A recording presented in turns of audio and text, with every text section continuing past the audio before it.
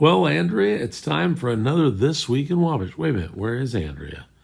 Oh, she's going to be involved in the show a little bit, so she'll be coming up. Hang on. We're going to be talking about the Purdue Extension Office and 3 new educators there. Also, this week, we'll find out from MSD Schools who the new Northfield Athletic Director is.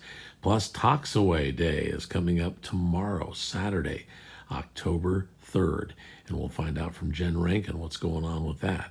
Also, all throughout the show, we'll find out what's happening with First Friday. Yeah, Carly, our intern from Wabash Marketplace. Dynamic Designs by Dyson. Great tour with Andrea Zwiebel. We'll also have Visit Wabash County's October Let's Talk. And speaking of Andrea, she's going to be explaining a little bit more about a new program going on downtown to help out the small businesses. So join us for a great show. This Week in Wabash. On This Week in Wabash, we get to speak with the folks at the Wabash County Purdue Extension Office. Sorry, IU fans, this is a Purdue program. No, I'm just teasing. Jeff Shorgen is with us. And Jeff, what's your title? So I am one of the 3 educators in Wabash County, Purdue Extension. My title is Ag and Natural Resources. So I deal with farmers, master gardeners, any home gardeners, small farmers, greenhouses, anything that has to do with plants, crop production. I do answer questions about animal raising and things like that. Okay. I will say my short time in Wabash that I've been here, the ag industry farmers, they know more than I do. Oh, okay. My experience comes with turf, weed sciences, so that's something I can provide pretty quickly. Farming, tree services, those are things that I can use my extension of Purdue University to better answer those questions. Did you go to Purdue? I went to Purdue. I was actually at Purdue for 9 years. So Nine. 4 years for a bachelor, 3 for a master's, and then 2 for, I worked full time. Did some research up there with turf, also with herbicides, weed sciences. Found a joy in extension. Really? And then decided, you know what, I'll look for a position that I'm in now, the Ag and Natural Resources Extension Educator, because at the end of the day, my job is to take what Purdue has offered us in terms of research, strip away all the numbers, strip away all the methods, and say, okay, at the end of the day, someone worked 3 years on this project. Let's boil it down into 2 or 3 sentences and apply it to Wabash County homeowners or Wabash County farmers to help them get the best information, because Purdue really is one of the better schools, if not the best, in agriculture. Right. Well, so behind us, our neighbor, there's usually there's corn one year maybe, and then there's wheat? What is that? We do corn, soybeans. We got That's soybeans right okay. now. I don't know. I'm a city guy. You're good. You're I good. have no idea. So those are soybeans. Now, is this a typical field, or is there stuff in the middle? I see weeds or something. So yeah, you can see the soybeans have dropped their leaves, and because of different life cycles of weeds, a lot of them are green now as opposed to in the summer.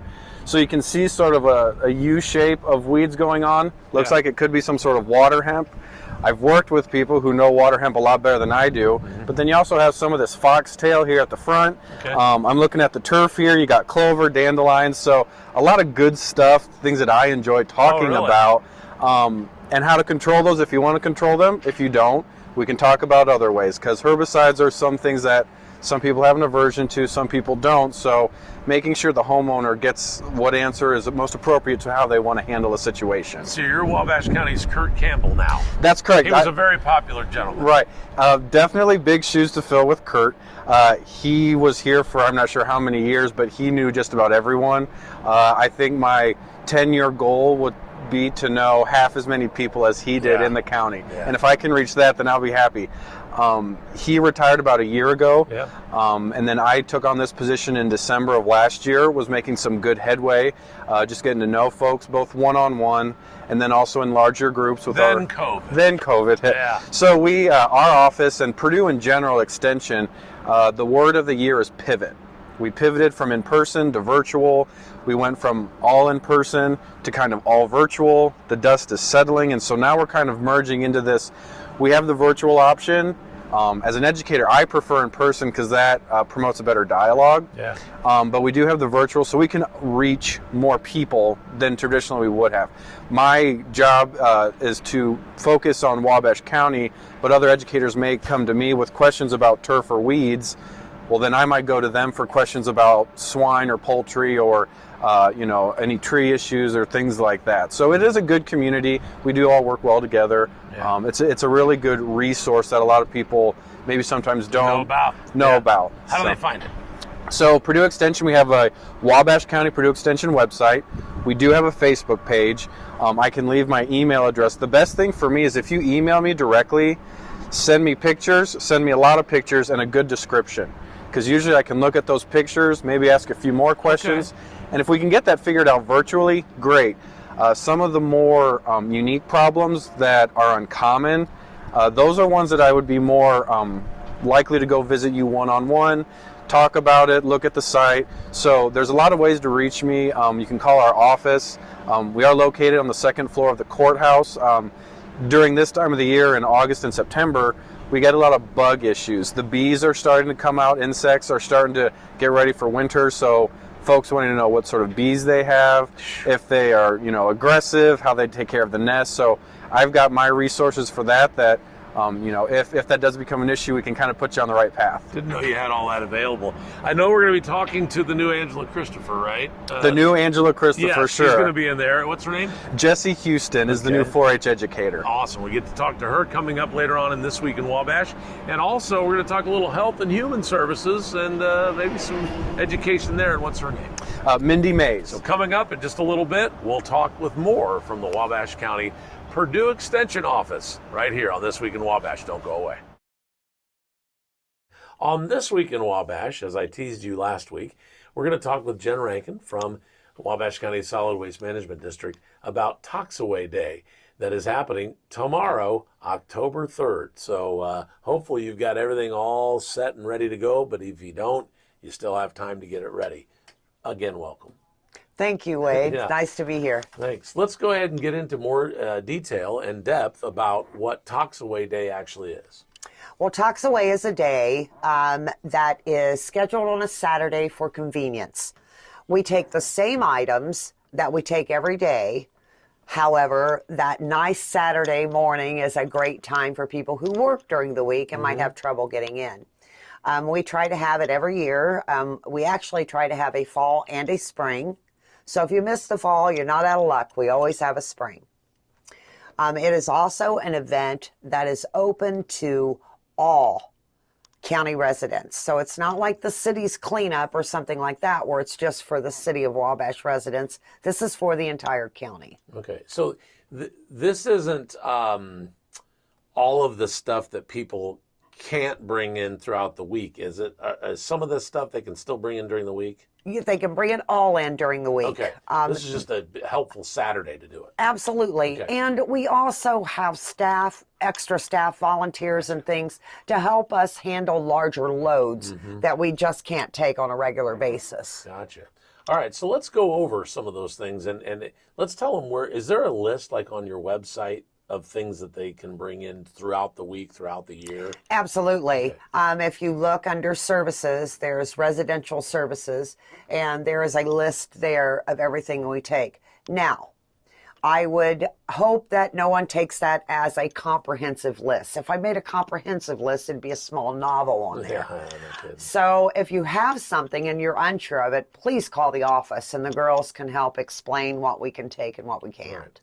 Because your goal and the whole reason why your organization is here in Wabash County is what? It is to reduce the amount of trash or items going into the landfill. That is our whole mandate by the state of Indiana. And, the most important thing is keeping this beautiful county clean. Yeah. I don't think anybody realizes that when you throw a TV in the ditch, there's only a couple of us that run out and will find those and pick them up. And I'm one of those. I'm not a big girl, and I'm the one out there usually in the ditch. So we would prefer that you bring that to us. It's also items that we keep out of the landfill that are highly toxic, things that should not be in our landfills. Okay, yeah. So you guys do a wonderful thing. Very, very small fee for Wabash County residents or Wabash City residents to get what they get, right? It's for qualifying households, it's $2 a month, Yeah. and you can use it as many times as you need. Wow. Yeah, that's beautiful. So you participated by renting your property to the city for their fall cleanup and their spring cleanup. That in no way is, when you see those events come up, folks, that is not the day to go take all of this stuff, right? Correct. Yeah.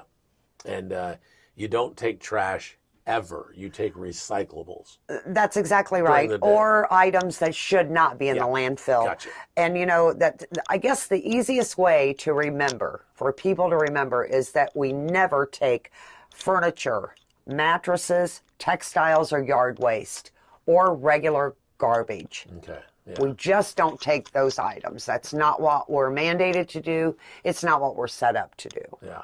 And you've got the one location in Wabash City. You also have one in North Manchester?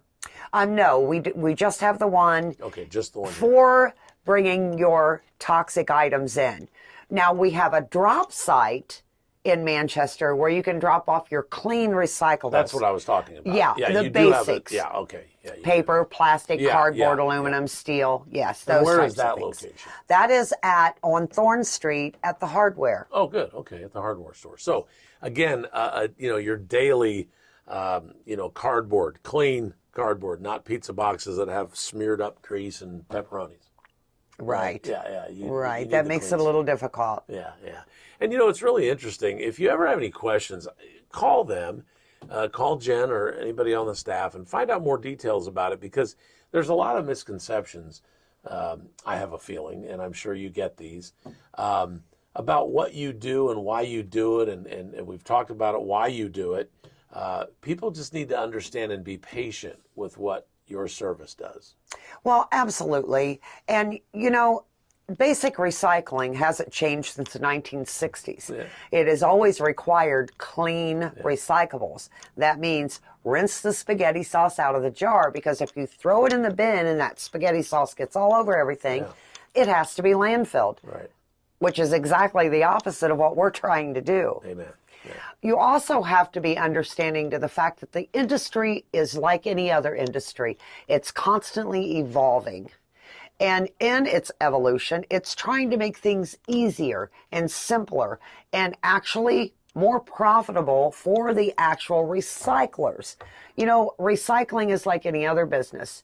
If our recyclers that pick up our stuff cannot make any money off of it, they're not going to be recyclers. Right. They can't stay in business. Right. They have to pay their employees as well. Right. So, people have to understand that it's like any other program. There are rules, and quite frankly, it's a voluntary program. So if the rules are too stringent for you, then you are not by any means obliged to be a part of that. Right. Participate. Right. But it's nice. It's good for the earth. It's good for our community. And, we've talked with you so much about the river cleanup and what an amazing job that those guys have done. Can you just tell us real quick, and then we'll get back into Toxaway Day, about you've got a program where I understand, and I've heard kids and their parents just freaking out about it. They're loving it. What are you doing on the river? Well, last year was our first pilot year that we started this. And every year in the fall, we take every 7th grader in the county of Wabash down the river on a rafting trip. And basically, it's only about 3.5 miles long. But the kids, we load them into these great big, they're whitewater rafts. I mean, they're great big, beautiful rafts. We load kids in them. We go down the river, and along the way, they stop at different shoals, rocky shoals on the river, and I'll have an educator stage there, someone from DNR, someone from Army Corps of Engineers. So I have these different people, Soil and Water Conservation District is involved with us. The solid waste district does one. But the kids stop at these different shoals and they learn about their environment. Nice. They learn about the history of the river. There is some great history out there that people should look into about our local river. It's pretty cool information. But they learn about that first. They meet with Army Corps and learn how to safely be on the water. So they're fitted for life jackets. They're the point that they need to have that on for safety is stressed to them. They learn how to row with a paddle, because not all of them have ever been in a boat before. Most of them have not. Most of them have not even been on the river before. Wow. And then they'll go down, they'll learn about native species and native wildlife. And every now and then we get real lucky. And, we had that beautiful bald eagle that takes up the area of river, that she hunts that area of river where we float, and she'll swoop down around and the kids get to see her. They get so excited. What a deal. But it is just an outstanding day. That's awesome. That's Absolutely. Awesome. Well, very good. We're going to come back later in this show and really tell you all about Toxaway Day that comes up tomorrow for Wabash County with Jen Rankin. So make sure you keep watching this episode. We'll come back in a little bit. Hi, this is Carly from Wabash Marketplace, and it's This Week in Wabash. So it's First Friday this month, October 2nd, and I'm going to talk to you about the deals that are going to be going on in downtown Wabash this Friday. So the first thing is Wabash Marketplace is doing their downtown bucks again. So $1,500 in downtown bucks will go out to 300 people. That's a $5 voucher that you can spend at any shop downtown. You can find these at a booth at Miami Street, or you'll see Wabash Marketplace workers walking around handing these out to adults. It'll be one voucher per adult, and you can spend it at any place in downtown Wabash. Now you may see that I am in Pizza King right now. It's kind of rainy outside, so I'm not walking around, but the reason why I'm in Pizza King is because they will be having specials on all your favorite pizzas. So while you're walking around downtown at First Friday, make sure you stop in and get one of your favorite pizzas. Today on This Week in Wabash, we have Athletic Director from Northfield Junior Senior High School, Mr. Josh Moore. Good morning. Morning. Great morning out here. We are here on the football field at Northfield Junior Senior High School. So, Josh, you actually started on January 29th of 2020, and it is now September, almost October, so you've only been here a few months. But tell us a little bit about your path to becoming the AD here at Northfield Junior Senior High School. Okay. Sports has always been a big part of life from as early as I can remember, whether it was playing Little League or playing golf at second grade with Dad, those kind of things. It's always been a big part of life. Both my parents are educators, or were educators, retired now. So I spent a lot of time at basketball and football games and everything else, that the school offered. I went to school to be a teacher, and coaching was kind of a part of that. Teaching was the main focus, but I also wanted to coach. Started coaching when I was in college at Ball State at Westdale High School.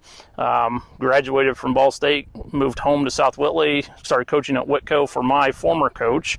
And that kind of grew into love of all athletics and wanting to have a bigger role. And that's where I got interested in becoming an athletic director, and spent 4 years, 3.5 at Whitco's athletic director, and then came here last January. Okay, and we're glad that you're here. So one thing that's been very, very interesting, so again, we said that you started in January, and then on March 13th was that day, that Friday the 13th, that we closed school, and that changed everything for everybody. So tell us a little bit about how the COVID-19, the pandemic that we're still in right now, has created a lot of different challenges for you and for your staff and all the school and all the players and coaches and things like that. Well, sure. I think the biggest impact was last spring with those seniors, especially that did not get to have their spring senior season.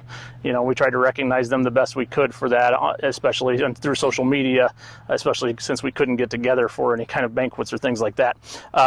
Right now, the biggest challenge is keeping numbers under a certain level for events, but also taking attendance at every single practice, open gym, contest, and everything we do, just in case we do, have one of those cases, we can go back and trace it. And that's the biggest trouble right now. Our biggest obstacle is having those being accurate.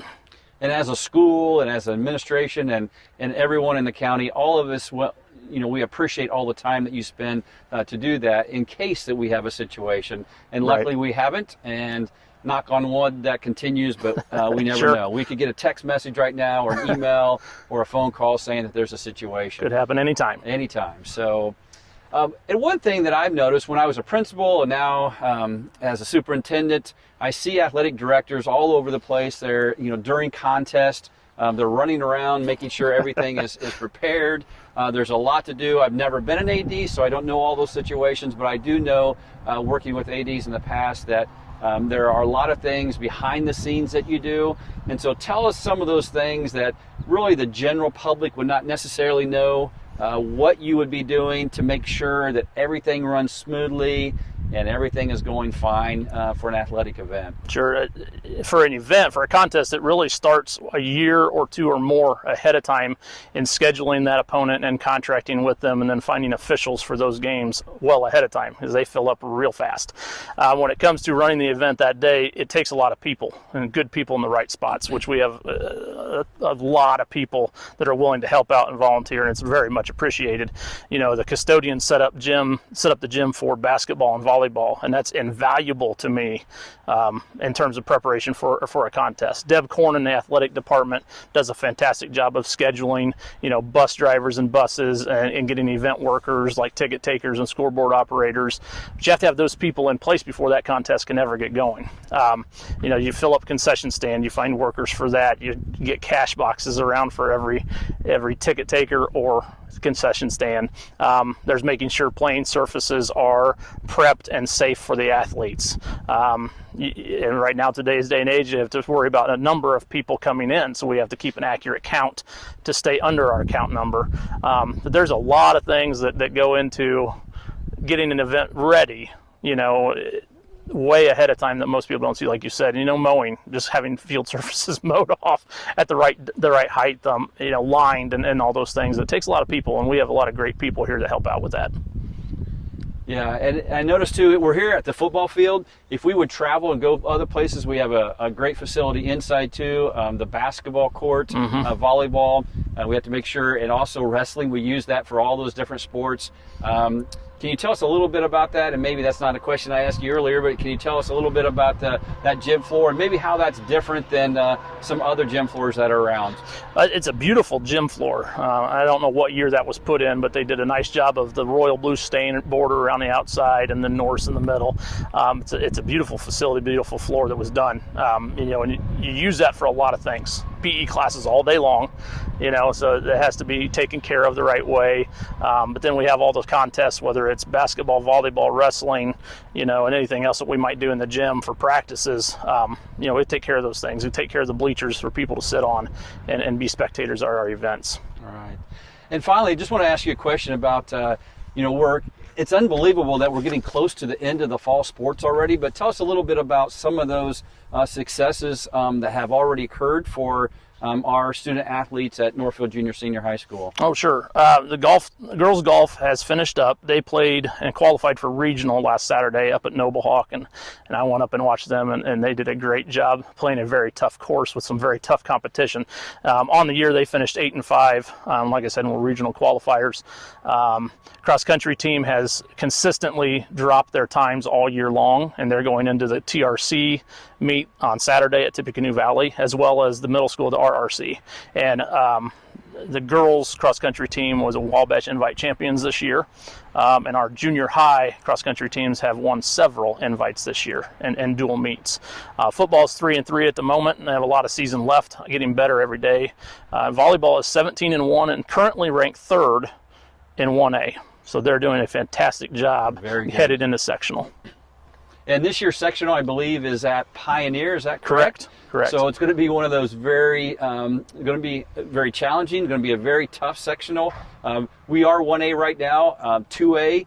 1A, it's just interesting because I know that I heard, we have very good teams in that sectional. It's going to be very, very competitive. And that's going to be coming up, in a couple of weeks or something like that? Yeah, it's coming up quick. Yeah. Okay. All right. So again, we just want to thank you for allowing us to come out here and seeing a little bit of the facility outside on this beautiful fall day. I think it's only like 50 degrees, but the sun's out. There's no wind. It's very, very nice out. It is nice. And so again, just want to thank you, Mr. Josh Moore, AD at Northfield Senior High School. And again, as always, MSD, dream big and work hard. This week in Wabash, our Wabash City Schools segment, we get to speak to Sarah Delgadillo again. We introduced you, gosh, I don't know, it's been almost 2 months. It's been a while, yes. Yeah. So I found out a little bit more about what you get to do while you're here in town. You're actually kind of a 2 or 3 part person. So first of all, tell us about that, and then we're going to get into something that was exciting that happened last Friday in Wabash. Sure. So I'm a shared employee between 3 different organizations: Wabash City Schools, the City of Wabash, so the mayor's office, and Grow Wabash County. And so for all 3 entities, I really do international relations with them. But at the school, I oversee the dual language immersion program at OJ. So that's the Spanish half day, English half day. I also work with international students, exchange students, teacher exchanges, anybody coming into the school from another country, really. Yeah. And then with the city, I help with our sister city relationships right now in China, and we're working on opening up one in Japan in the future. And lastly, with Grow Wabash County, I help with foreign direct investment for foreign companies that are interested in coming into Wabash. Wow. So, yeah. How many languages do you speak? Oh, I only speak 2, Spanish and English. Spanish and English. Yes. But you deal with some of the Japanese folks. I do. So my prior role before coming to Wabash, I had an opportunity to kind of grow that relationship with Japanese individuals, and so businesses and alike. And we put on an event called Japan Northeast Indiana Summit, which is a really economic development business type of event for Northeast Indiana and for the Japanese companies here. And through that partnership, I built relationship with the Consul General out of Chicago and other entities, Jazzy out of Indianapolis, and a number of other individuals. And so Japan is a good partner for Indiana. It's got the largest foreign direct investment in the state. So we definitely want to be good friends with Japan. So the Consul General was in town. We talked to Mayor Scott Long last week a little bit about it. He was in town on Friday. First of all, what does a general consul do? So a consul general, as you mentioned. Consul General. Consul General, I knew I'd yeah. do it. That's okay. Consul generals they report to the ambassadors. Okay. So they're essentially underneath the ambassador of a certain country into the United States. And so I believe there are 5 consul generals in the United States. Oh, okay. Consul General Okada out of the Chicago office covers 10 Midwest states. Gotcha. Which is quite a bit. So Indiana is just one of 10 that he travels to often. And he came to visit us, like you said, last Friday. Okay, so there's one ambassador to the United States from Japan. Correct. And he has 5 that handle probably roughly around 10 each. Yep. Gotcha. Yep, Very cool. more or less. So what did he do here in town? What all did you have him doing? So he came to the school first, right, to the high school, Wabash High School, and met with some of our students that are in our new Japanese 1 class. And so he talked with them, answered questions about what he does, how, Japan sees America, how America sees Japan, kind of a nice back and forth conversation. Then he presented us with a check. His main reason for coming was a $30,000 check from the Japan Foundation. Wow. Yes, which is really exciting for us. And that check goes to support the start of our new Japanese language class. Okay. And then, of course, we couldn't let him get away without seeing Wabash, so we gave him a tour of downtown. You got to go to the Honeywell, the Eagles. He stopped at all the popular sites. And then what was really exciting probably for him that he's never done before in his life is he rode in the homecoming parade for Wabash. Oh, that's right. It was homecoming that night. Yeah, that's right. Well, that's cool. Yes. Did you make him the head of the parade? We did. He rode with the mayor Okay. and passed out candy. He said this is the first time, very memorable experience. He'll never forget this. So, like, not his first parade ever. not his first parade, but first Okay. homecoming parade. Yeah, that's neat. Yeah, we do it up definitely. right here in That's Wabash right. for sure. Well, so how are things going with the dual immersion classes? It's going well. Actually, I just finished with the dual language teachers today. We usually once a month get together and have an in-service type professional development opportunity and talking about ways to grow the program, develop the program further, how we can bring in more native Spanish speakers into the program. Oh, yeah. So lots of different ideas, some things we can do to make the community as well as the school more welcoming to native Spanish speakers as well. So lots of good things happening there. So. Yeah. So did it start out as just kindergarten, and then it went to first, and then it went to second? Are they following some of those kids then? We did. So, but we also went back and started in pre-K. So, Okay. yep. So pre-K through third grade is what we have right now. I know, it's amazing. Yeah, that is. So, Through third grade now. Through third grade. Man. So this is a great opportunity for these students to become bilingual at the easiest part of their life when they can pick up the language so fast. And so we will carry that through the high school. Each year we're adding another year or another grade level to the dual language. So if people want to get in or want their student to get in, it's usually they can enter in pre-K, kindergarten, or through the first semester, first grade. Gotcha. All right. They can't just come in fourth grade next year. Correct. Yeah. Yep. It's a lot of stuff you needed to know a few years ago. That's right. All right. So, and then the Japanese thing, where's that at in the process? So Japanese is not an immersion program. It's more like if you took Spanish in high school, probably when you were in school, it's the same thing. It's a Japanese 1 class that is offered to students. So it's not immersion, but it's an exposure. So it's going on though. You've got it started. Okay. Yeah, we got it started this year. Awesome. In fact, that was one of the other comments the Consul General gave us is how quickly we were able to put that together. Yeah. And our teacher is phenomenal. Hopefully, if you're ever in the high school, you can connect with Bill. He's our Japanese 1 language teacher. Wait a minute. Your Japanese 1 language teacher is named Bill. His name's Bill. I know. Is it Bill Kayaomoto or no? No. Bill Smith is teaching Japanese. No, it's a great story, but he didn't plan on becoming a Japanese teacher at first. Like most students, they go to college, they don't know what they want to do. Yeah. He actually tried to study Chinese, but the class was full, so he said, I'll try Japanese. Went to the Japanese class, loved it, but finished his schooling, university schooling, and wasn't able to actually speak in Japanese at that time. So he moved to Japan, lived there 5 years, met his wife there, ran a bar there. Don't tell the kids. But... Yeah, what a story. He's a great guy. What's his last name? Chittenden. Chittenden. Okay. Yes. Yep. That's not Japanese. No, not at all. That's great. But understands the culture and really connects well with the students to get them excited about the program. That's very cool. Yep. So the Consul General. Yes. I did it. He was in town last Friday. Anything else that you want to share about what he had to say? You know, he's always impressed by seeing communities and the American culture and the American way. And I think Wabash did an excellent job opening our doors and making him feel welcome. So thank you to everyone in Wabash that was part of that. And we'll keep kind of bringing new people and new visitors to the community, and we'll see what happens. It's so interesting because he's that close to the Japanese ambassador of the United States. Right? So we're right there with that's pretty cool. Yep. Well, that's good. All right. Well, very good. If there's anything else you'd like to share with us, let us know. Wabash City Schools is continuing to do a lot of great things for sure. Thanks, Wade. Yeah. Appreciate it. All right. Very good. We've got some more coming up here on This Week in Wabash. Wabash Marketplace is launching a new campaign called Small Business Big Heart. During this uncertain time of the year 2020, our small businesses have rallied together to make the best out of the situation and still continue to be a thriving part of this community in downtown and give us their absolute best. So let's give back to them. During First Friday, you can get custom stickers that say Small Business Big Heart. They'll be passed out by downtown businesses. And just show your love and appreciation for these downtown businesses that are owned by local families in this community that pour their heart and soul into what they do.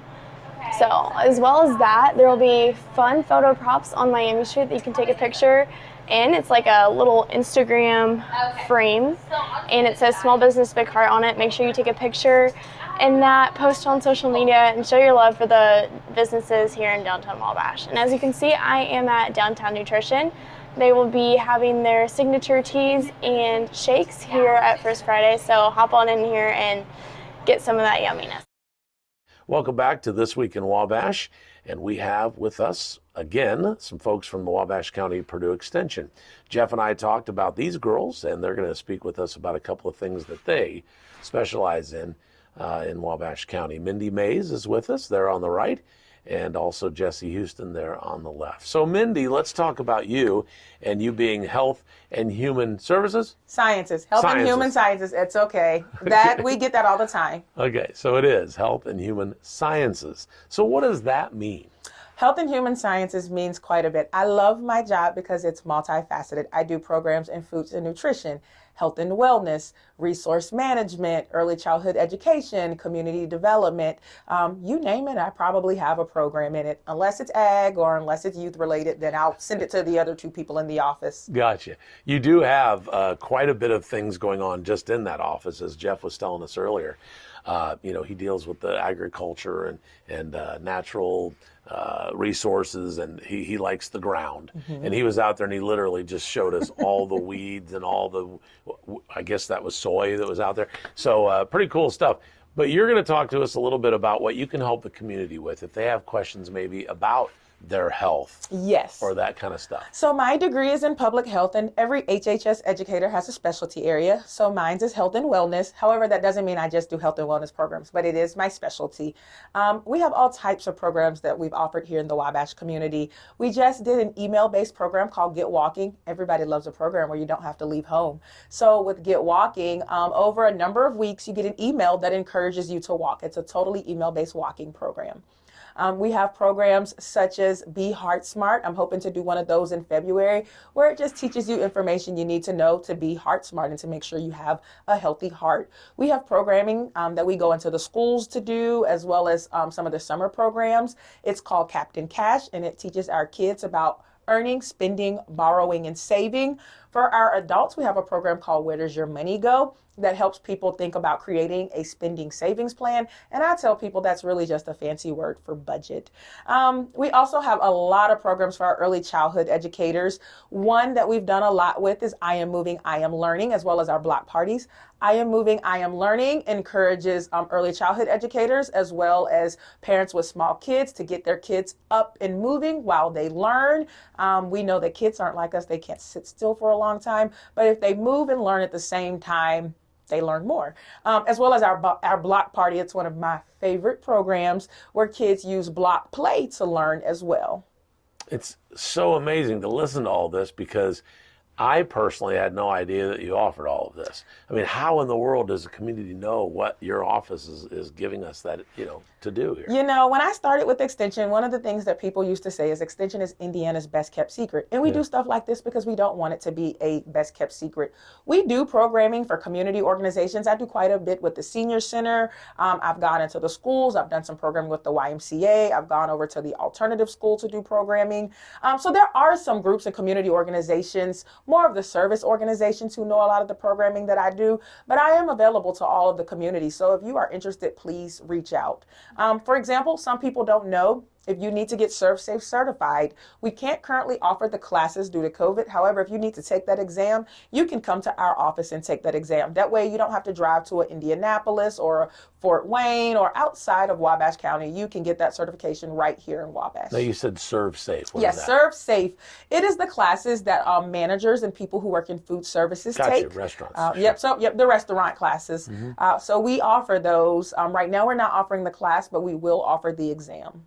So is there a charge for all of these services, or any of them? So some of our programs do have a charge, where some of our programs don't. If you're interested, call our office and we can talk about what you are interested in. I try to work with any type of organization. So a program such as ServSafe, it has a set cost that comes down from campus, where some of our local programs, for instance, well, right now we can't do food demos, but if it's one with food demos and it's a community group, if you can guarantee me the number and you can maybe buy the food products, we can come in. So for the Senior Center, for example, we don't charge them when we go in to do programs. So it's kind of on a case-by-case basis, but call our office and we'll work with you, because we pride ourselves in providing education to people in the communities. That is what we do, and we want to make sure people get it. So a guy like me who just found out got to have some diabetic situations as far as eating. Can I call you? You Do I can. get a little information from you? You can. Now, I always make sure to tell people I am not a nutritionist, nor am I a dietitian, so I can provide you with some information, but I will always tell you to make sure you check with your healthcare provider. Sure. But I have some recipes that I've provided from time to time for people who are diabetic. We actually have a program. This one does have a charge. We haven't offered it in a couple of years, but it's called Dining with Diabetes, and it is is a cooking and educational program about for diabetics. One of the things that we've heard is once people find out they have diabetes, they eat some of the same foods because they know they're safe foods. Dining with Diabetes is a great program. It's a 4-week program where you come in, you learn about diabetes, and you learn to cook some really good recipes. I've actually made some of them at home. They're really good recipes that are diabetic friendly. That's awesome. Can't wait to find out more about that. Thank you. Awesome. We're also going to find out a little bit more. There's Jessie over there waiting in our green room right next to you. And we're going to talk to her about the 4-H youth development. Mindy, is there anything else you'd like to add before we? I'll just always say, I'm sure Jeff said it as well, we just want to thank our community. We have an amazing community here in Wabash County.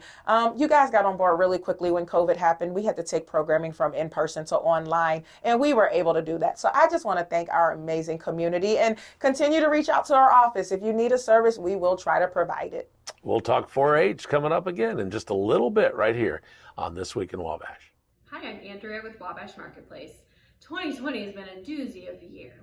At Wabash Marketplace, our mission is downtown revitalization, but when we were on a stay-at-home order for months this spring, it was hard to support downtown Wabash. Our local businesses rallied time and time again trying to adjust to the new normal. They offered curbside pickup, carry-out dining, delivery, and online sales. Now it's our turn to rally. We want to support the small businesses and, more importantly, the local families that pour their heart and soul into their businesses. We're launching a new campaign called Small Business, Big Heart. Over the next few weeks, we'll highlight some of our favorite businesses and a few nonprofits too. You can participate by visiting the businesses, telling them why you think they're so fabulous, taking a photo with one of 2 new props in downtown, and sporting the brand new Small Business Big Heart stickers. We're so blessed to have so many small businesses and nonprofits with big hearts in downtown Wabash. Let's support them better than ever as 2020 comes to a close.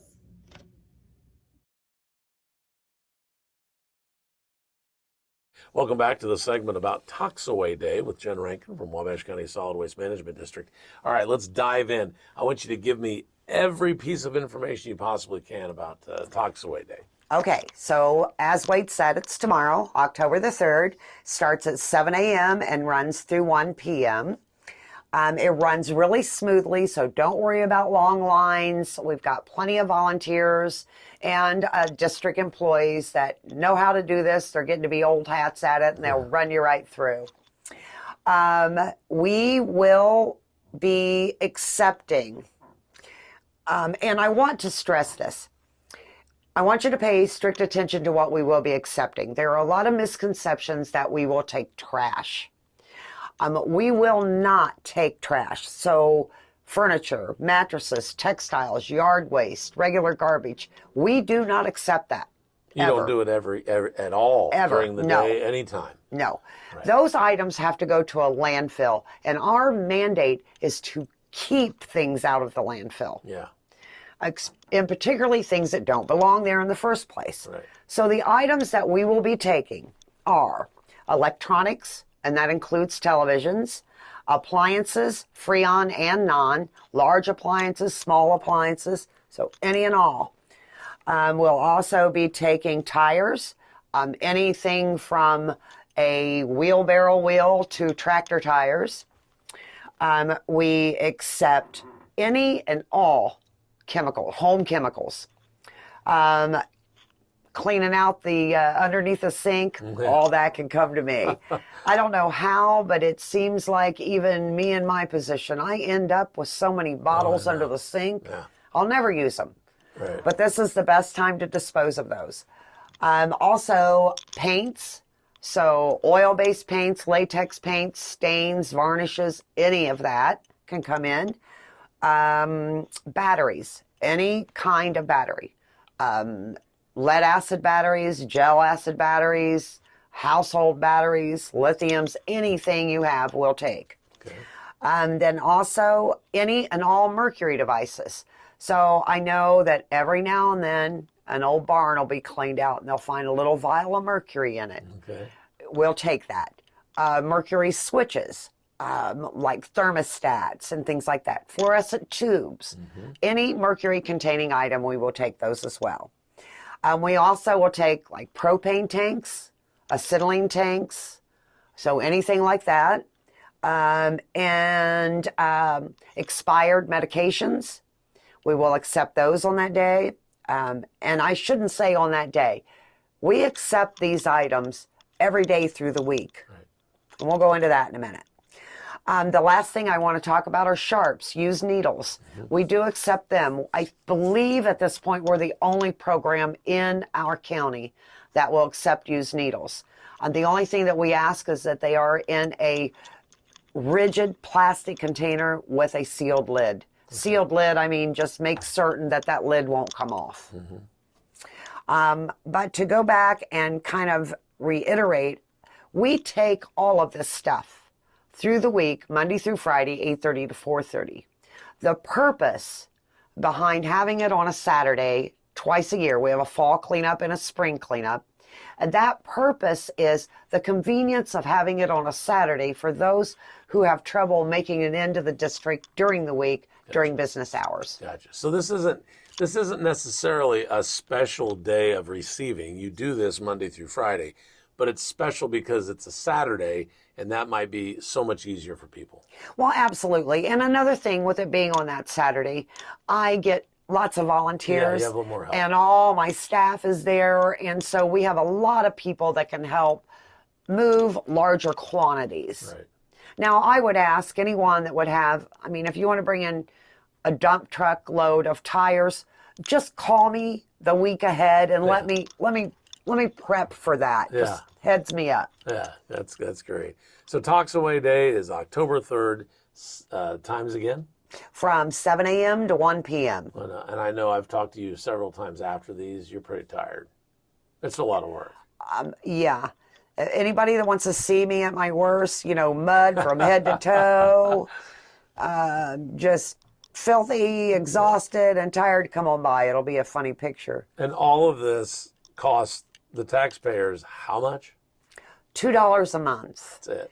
And that's not all either. That's only qualifying residents. Yeah. So, we try to keep a tight budget and provide as many services as possible. Yeah. You need to be able to prove that you are a Wabash County resident. Most of the people that come into this event, we know. They come in during the week. They just love that Saturday. Mm-hmm. So we've gotten to know a lot of them. And, Wabash County's Wabash County. You get to know just about everybody. But if there's someone we don't recognize or who has never been in, then please do be prepared to show your identification that you are a Wabash County resident. But you don't want somebody who's watching this from Michigan bringing down a big truck full of tires. We're going to know it, and we're going to... Yeah, that's what I meant. We're going to turn you away. Yeah, I'm sorry. I got you. But this folks, is Wabash County residents only. We pay for it. And also, just a little tidbit, our mandate comes from the state of Indiana. So we're not a county entity. We're basically a state mandate. And our mandate is for the residents of Wabash County only. Okay, gotcha. Anything else you want to tell them about Talks Away Day tomorrow? Come down, please. Yeah. Come join it. Don't worry about long lines.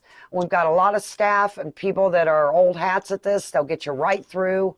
No problem. So bring your items and come on down. Awesome. Very good. Jen Rankin from Wabash County Solid Waste Management District.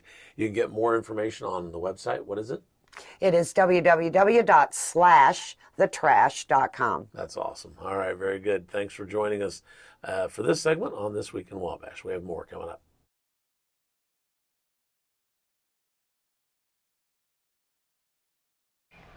So this first Friday has a lot of fun things going on. I mean, it's absolutely packed with things that are happening downtown this first Friday, so make sure you hop on down here and get in on the fun.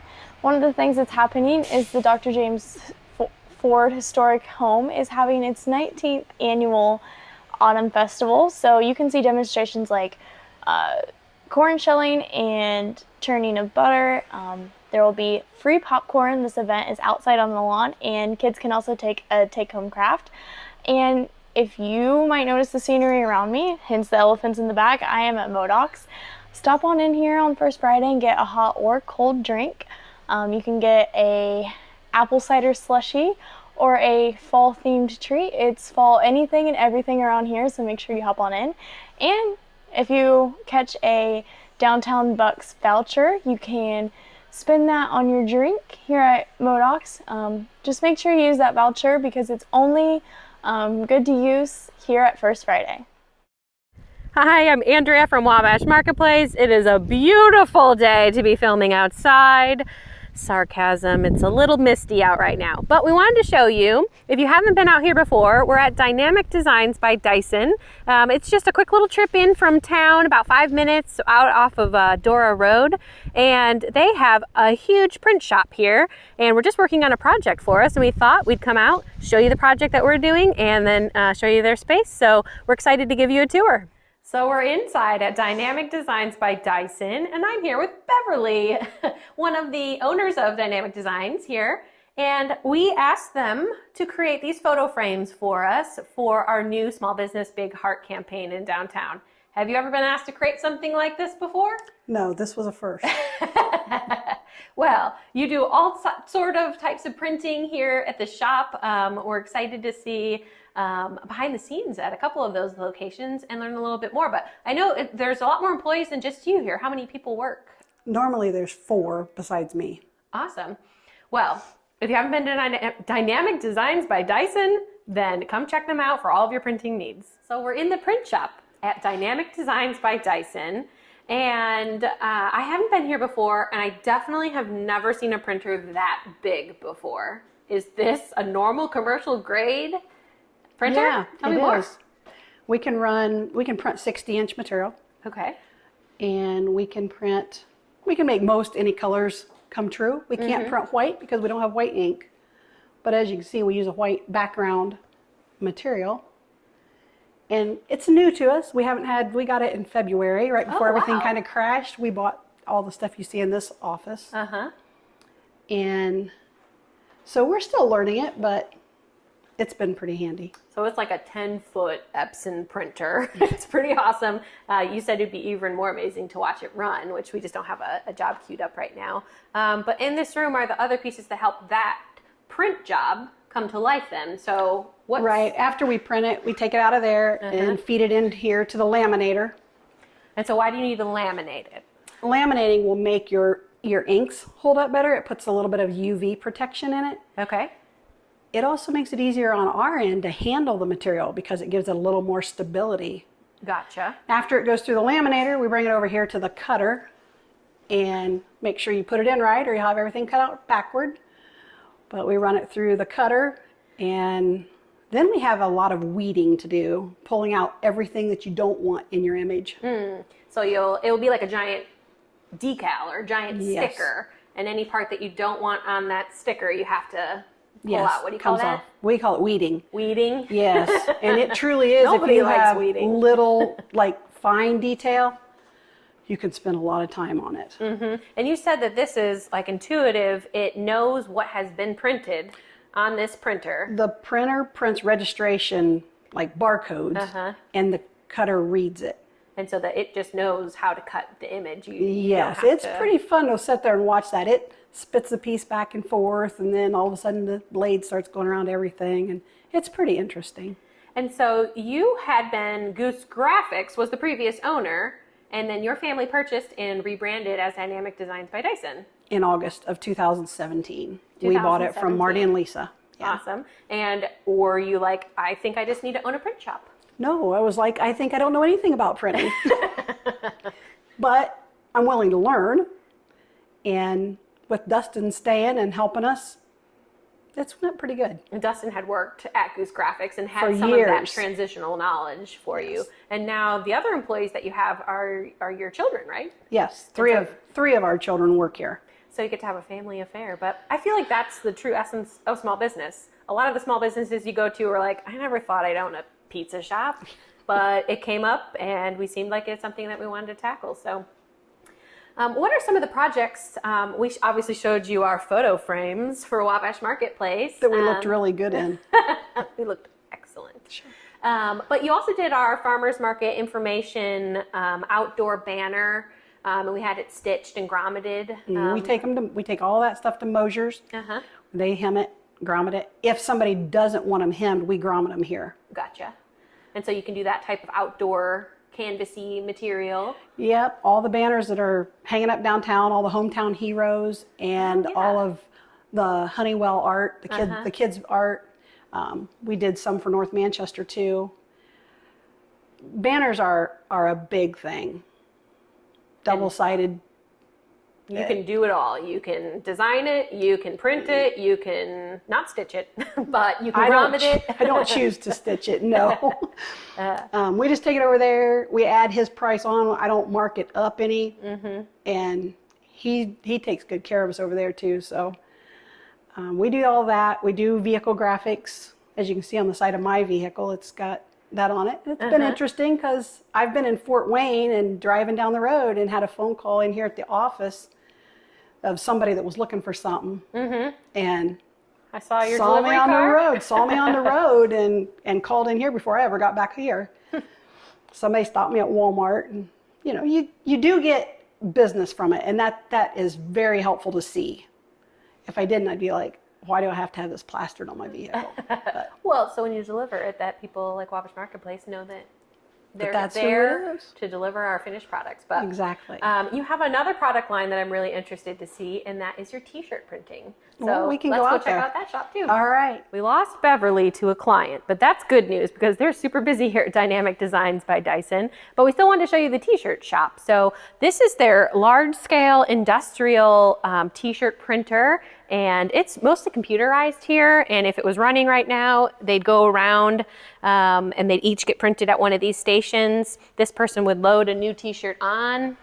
This person would take the T-shirt off and they'd put it on this industrial drying rack and send it through. It almost reminds me of a pizza oven. It's probably the same type of concept. So it will cure all of the dyes on the print job. And then over in the back corner here, they do custom screen printing as well. And so if there are any small batch jobs or things like sweatpants that can't go through a printer set up for a T-shirt, then they do have the capability for that. And so I know that they've done a ton of the T-shirts that different organizations across Wabash County have used. So don't forget to think about Dynamic Designs by Dyson for your next printing job. Welcome back to part 3 on This Week in Wabash of our conversation with the Wabash County Purdue Extension Office. This time we're talking 4-H with Jesse Houston. Thanks for coming in. Thanks for having me. We're really excited to be here and talk more to the community about what we have to offer. All right. I was mentioning to you off mic, but let's do it again. I was in 4-H for about a few weeks, enough to, back in my day, I'm a little older, well, a lot older. But anyway, we had those Tom Watt kits that we used to sell for fundraising. Okay. That was my favorite thing I did. As soon as I sold my box, I was kind of done with 4-H. But I kind of liked cooking. Making cookies and all that. For a guy, I know it was a little weird. I had all my farming buddies were, bringing cows and all that stuff in. But 4-H is such a neat experience. And I was surprised here in Wabash how many city folks are involved in it. It's not just a county thing. For sure, yeah. We have so many projects and different things. And when people hear 4-H, sometimes they just think livestock. But we're so much more than livestock. We offer that. But like you said, some of my favorite projects was cooking, sewing, entomology. I did the bug project, and my memories of 4-H is doing it with cooking with my grandma, and entomology with my stepdad, and things like that. And kind of doing the things that you have interest together, and we have so much to offer that's not livestock. Now, we do have a very good livestock shows and Yes. very good programming in that, and it's very well attended, and I think that's why when people think of 4-H in Wabash County, that's what they think about. But for the youth in the county, if you have an interest in something, we probably have a project to match that. And so we love to tell kids in the city, there's photography and different things, vet science that we can get you involved in. Our vet science project actually meets at a vet's office and gets to watch some surgeries. So if you have an interest for a career, come see us and see what we can kind of plug you into our program. That's an interesting thought. I just thought it would just be 4-H projects, but yeah, you can help them on their career as well. Yeah. We talked to the other folks from the extension office. You are the Angela Christopher now, so a lot of people know who Angela Christopher is. How long have you been with Wabash County? Yeah, so I started actually in the extension office as a summer assistant when I was in college, which I learned under Angela and worked with Mindy Mays as well. But as an educator, I took this position in February, so about 3 weeks before everything kind of Unreal. happened. Yeah. So your world just went, okay, now what are we going to do with 4-H? Yeah. But you guys were able to do some, right? Yes, so we had an in-person fair this year, and we were really excited to provide that for the community. For a long time, there was not much happening, and people were missing seeing people, and we did it so safely, and we had our safety plan approved. We worked with the community in that, and we were really excited to have the kids and all of our volunteers there. And just a plug, I need to say thank you to all of our 4-H volunteers and kids. You guys showed up and did work this year to make it happen, and we could not have done that without them. So that's one of the things I love about Wabash is our community and how people show up in need. So it was great to see this year. And as a new educator, having that support was wonderful. I'm excited to start a program year. This will be my first start to finish year, and so we're excited. We have next year's fair scheduled. So save the date. It's July 16th through the 24th. Nice. All right. Very good. Well, yeah, we welcome you to First Friday. Actually, this show starts on a Friday at noon, and so tonight is First Friday. We hope people get downtown for that, and they get to see you. And there's a whole lot of other things going on, as you've been seeing throughout this week in Wabash. Well, I'll tell you what, you have a big job, especially this year has been very, very interesting, as we talked about. But next year, hopefully things will get back to, I hate saying it, the new normal or something. Is there anything that you know will be different next year at all? Well, currently we also do programming in schools and things like that throughout the school year. Those things have kind of shifted, and we use the word pivoted towards virtual a little bit. But we're hoping we can do as much in person as possible. It's kind of that wait and see, hurry up, wait and see what things are doing. So we will do our best to provide in-person programming, and we hope to do that. But the nice thing is we know we can fall back on virtual if we need to. So hopefully we are getting back to that new normal. And Mindy kind of talked about that 50-person cap for some of our programs. So I'm kind of sticking around that. But other than that, we're putting our safety plans in and doing them in person.